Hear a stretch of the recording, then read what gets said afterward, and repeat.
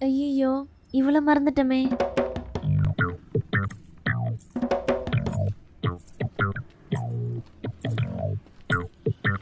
இவன் என்னோட ஃப்ரெண்டு.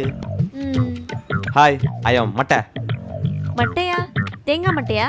இல்லை, வாழை மட்டை. இப்போ அதுவாங்க முக்கியம். உங்கள் பேர் சொல்லுங்க. I am Reena. ம். ம். இவன் என் ஃப்ரெண்டு.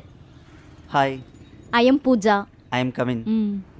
ரீனா, அம்மா வேற வர சொல்லிட்டே இருக்காங்க. நம்ம போயிட்டு ஈவினிங் வரலாமா? ம்.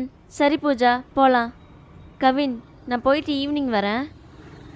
ம் ம். போகலாம்.